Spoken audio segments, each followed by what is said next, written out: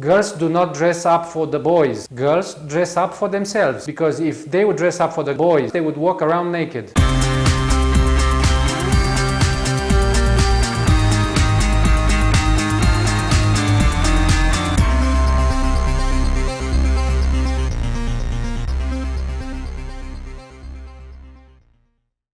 Welcome to Canon EOS 1200D review. This is the lowest price entry-level DSLR from Canon. This is designed for those of you who are on a tight budget, yet you want quality results. This is the cheapest of the lot. The body is around $300 or $400 with or without the kit lens. The camera comes with an 18 megapixels APS crop sensor and the Digic 4 image processor, 9 autofocus points and 3 frames per second. Also full HD video 1080p. You can purchase it individually as a DSLR body only, or you can purchase it with a kit lens, typically 1855 f 3.5 5.6 lens. It will accept EF and EFS mount lenses, and the maximum ISO is 6400. Let's talk about the physical appearance and features. This is only 480 grams. This is the lightest DSLR from Canon. From my perspective, as someone used to carry heavy equipment around my neck, this is like having a feather. But I'm sure if you're used to have only a light compact camera in your pocket, this could come as heavy. This is a normal and expected build quality from Canon. It's very easy to hold and handle. It does have a back 3-inch LCD screen, and it doesn't have a top LCD screen if you are used to more advanced cameras, and that's a minus from my perspective. You have a top dial where you can control the shooting mode from manual, aperture priority, time priority, and a series of friendly modes like sports, portrait, landscape, and night, which I am personally never using. This is targeted for beginners who haven't got the gist of the exposure and they still need a bit of help with the settings. I did try some of these modes, however you still need to understand what you're doing, because you're gonna stuff up your pictures. The camera will try to do a better job, but you still need to be in control. And also the last mode is video, and we'll explore that a bit later. I just want to mention now that each of these modes might impact the menu availability. For example, switching the top dial in the video mode, you will see a different menu than if you are in manual mode, and that makes sense to organize your settings in a better and more organized manner. The battery and the SD card are inserted from the bottom. I have noticed a smaller battery than the bigger brothers from Canon, and that tells me the battery life might be shorter, but I could be mistaken. You have also the top wheel selector or the top dial that will help you navigate through the camera settings and menus, and you need to use it also the back buttons in combination. You have got just a few buttons, and the back is just to simplify your life. The less buttons you have, the easier is it to use. However, from someone like me, having less buttons is confusing, and I needed to find combinations between these to get what I wanted. However, I don't believe that's an issue, as you can easily get used to your own equipment. It depends what you have, and this is what you're gonna use. The back LCD screen is fixed and it will do the job just fine. But I want to mention that I'm used to Canon 70T flip around screen, which is also higher resolution. And in comparison to that, the 1200D back LCD screen, it's a little bit of disappointment. But this won't affect the quality of the photo if you're gonna take this camera for a spin. Also, by looking at the back buttons, you can select the menu, shooting mode, autofocus, ISO, white balance directly with pressing the buttons, and you have also the generic button with a little bit more functions, and you need to learn how to combine them depending on the shooting mode. If you practice a little bit with this camera, it's all gonna be very simple to use actually. Going through the menu, the Canon 1200D has a typical Canon menu. So if you are already familiar with it, there's no difficulty in finding what you want to find. I just want to mention that obviously for the reduced price and the simplicity, there are far less features and options than the Canon bigger brothers. But I can assure you this is not an issue, as the results are not impacted by how many bips and blobs you can access, but your knowledge and skills. The basics are covered anyway, and the missing features are details that we'll talk about it if relevant. For me, as an experienced photographer, the less features the better, as I need only 3 settings to work my way around, which is time, aperture and ISO. I really don't need the rest, but I can understand sometimes life is better with a lot of gadgets. By selecting the shooting mode on the top dial, manual, aperture priority or time priority or whatever, the back LCD will actually give you a small description what you can do in that particular mode, and I'm sure this will be very good and very useful for a beginner photographer. So the menu is organized horizontally from left to right, and you will control that with the top dial, and from top to bottom, and you will control that with the back buttons.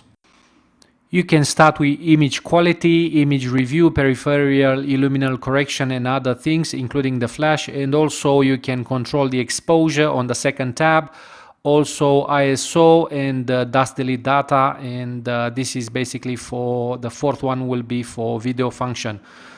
And the fifth one will be just for images organization. The sixth one is about the histogram and the slideshow and how the camera projects the image. Also, we've got 3 tabs with settings, including the format card, rotate, file numbering, and select folders. LCD brightness, so this is about the back panel, the back LCD screen. And the third one will be some custom functions, certifications at 1 knot, and also it will give you the option to select your favorite settings and bring them into a custom made setting. So this is basically a custom tab that you can use. In regards to video settings, most of the DSLR cameras these days will have a full HD at 1080p option, so the Canon 1200D can provide video as well. It doesn't make an exception. I'm happy to let you know that you can set up a few features like a manual setup and shutter speed, and you do have some interesting settings here. You can do also the ISO. I'm not going to go into much detail at this stage because the main purpose of this camera is taking photos and video comes second. However, I'm a good DSLR video user and I will do a test next to my Canon 70D to see if any quality differences. Just want to mention that the Canon 70D has a flip around screen which makes taking video much easier rather than a fixed screen, as there are many angles that you will not see when you're shooting, and this is a clear disadvantage of the Canon 1200D. So if you switch the top dial into the video mode, you will discover a different kind of menu, and the first 2 tabs are actually about taking video. So very interesting. Movie exposure, you can set it manual or automatic. Autofocus method, it is live mode, flexi mode and quick mode. And autofocus with shutter button priority during filming, so you can actually take shots during the video as well. Movie recording size 920 by 1080, so it will give you 25 frames per second, 24, and you can actually shoot 1280 by 720 with 50 frames per second. I'm not gonna go more than that. Video is a different kettle of fish. We're gonna talk about video on separate occasions in more detail. Now it's time for us to see what this camera can deliver. I have done a series of tests outside in full daylight, in studio conditions, in the previous videos. Probably you've seen that already, and also in low light, and I will show you the differences in a second.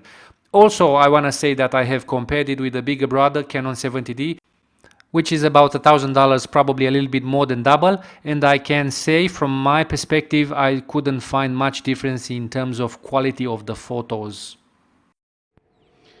Okay, ultimate sharpness test, Canon 70D against Canon 1200D. They are both on the same settings, so we can compare apples with apples. They are both set up for RAW, maximum file, and JPEGs. They are both set up of 1/100th of a second and ISO 100, and the aperture is 9 f9. So they are both Gonna take the same shot and I'm gonna compare on the computer the results to see exactly if it's worthwhile having to spend the money for a 70D, and if 1200D will get you the same result even for an entry-level DSLR. So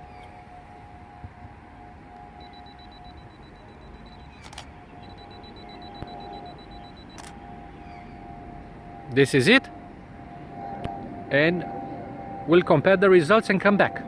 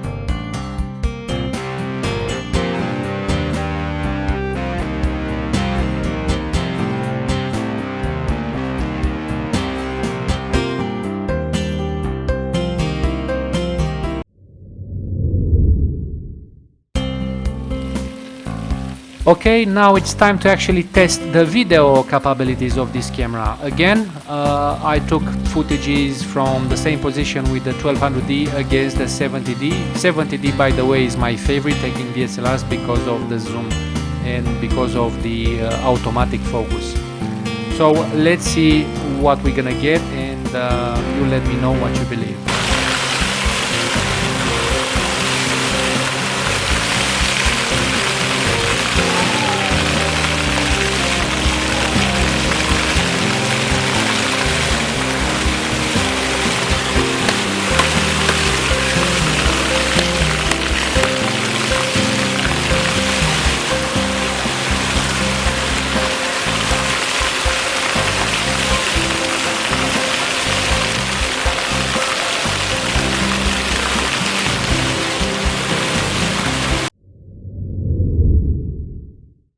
Why you should buy? Let's look through the pros. The price first, it's unbeatable for a DSLR. For a few $100 you actually are in the DSLR market. Camera is set up with the beginner in mind, and the friendly advice is embedded in the menu and settings, so that's coming very handy for the beginner photographer just to learn faster. Also, I believe this camera can provide a fantastic quality for the price, and not only for the price, the quality is fantastic, period. Another great advantage is that it's a very light camera, so it's very easy to use for traveling. It will not break your back and neck. You can do almost everything that the bigger brothers can do, just slower and harder, but you still can deliver the same quality result. Final advantage, in my opinion, is simplicity. This can be a plus sometimes. Less buttons and less features. And let's not kid ourselves, simple and less could be more. Now let's go through the reasons why you shouldn't buy this camera. Let's go through the cons. If you want speed, this is not good for you. 3 frames per second is pretty lame and it will not help you capturing motion as good as a faster camera. Second one is not having a flip around screen for video. This is a deal breaker for me, but this is just for me. The LCD screen is inferior to the other cameras because it doesn't have the same resolution. And the third and the last disadvantage that I find is the focus points. I found that the bigger brothers having more focus points is not necessarily better. They do focus a bit faster. I am the first person who will tell you that more focus points are not necessarily useful, but focusing faster it is. It can make the difference between getting the shot and not getting the shot.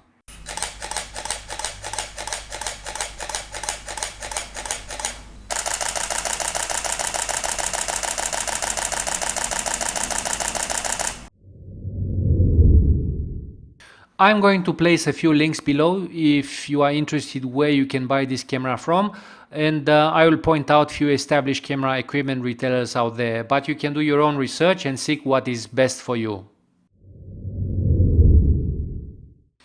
And in conclusion, if you're a beginner and you wish to have a cheap and friendly camera to learn with and take the occasional photos with your family in the park and do simple photographic assignment, this is a very good place to start. Also, please note that if you're a beginner, I am preparing a set of books to learn as well, coming soon on the Academy of Photography website in the book section, which I'm going to do in the next few days. One thing to remember before I go, Canon 1200D can deliver high quality results just like the bigger brothers, and that's very important to understand. I have demonstrated through the studio comparison, and if you go through the previous videos where I compared the 1200D with the 70D and the 5D. I would like to remind all of you, I am personally convinced that photography is about the end result and not the tool, and this is a good enough tool to start with. If you're asking me if I can use this professionally, I believe I can. Thank you for watching, and until I see you next time, I wish you happy shooting.